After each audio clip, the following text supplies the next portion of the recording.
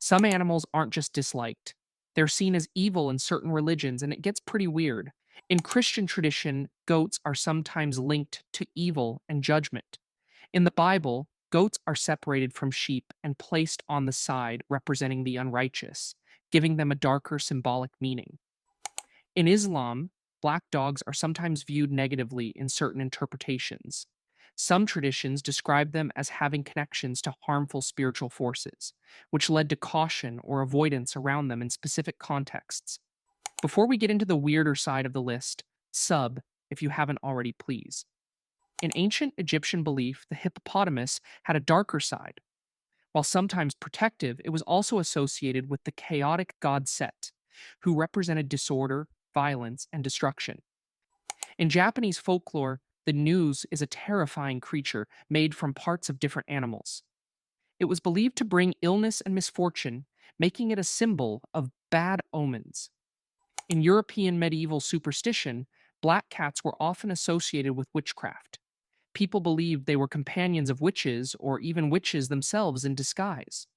In ancient Greek mythology, bats were sometimes linked to the underworld. Because they are nocturnal and live in darkness, they became symbols of death and the unknown. In some African traditions, hyenas are associated with witchcraft and dark magic.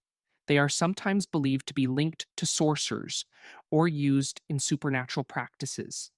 In Slavic folklore, owls were sometimes seen as omens of death. Hearing an owl at night was believed to signal that something bad was about to happen. In Chinese folklore, fox spirits could be dangerous. While sometimes helpful, they were also known for deceiving humans, draining life energy, and causing chaos. In Native American folklore, coyotes are often tricksters. While not always evil, they can represent chaos, selfishness, and harmful behavior. In medieval Europe, toads were strongly associated with witchcraft. They were believed to be used in dark magic rituals and potions, giving them a sinister reputation. In Filipino folklore, the aswang is often associated with animals like dogs or birds that act as omens of its presence. These animals were feared as signs that something evil was nearby. In Celtic folklore, crows and ravens were sometimes seen as omens of death and battle. Seeing them before war was believed to predict destruction. In some Buddhist folklore, certain demons are said to take the form of animals like tigers or snakes. These forms represent uncontrolled desire, anger, or fear. In ancient Roman superstition, certain birds like vultures could be seen as bad omens. Their presence was sometimes interpreted as a sign of death or disaster. In Caribbean folklore, black butterflies or moths are sometimes believed to represent death or the presence of a spirit. Seeing one inside a home can be considered a bad sign.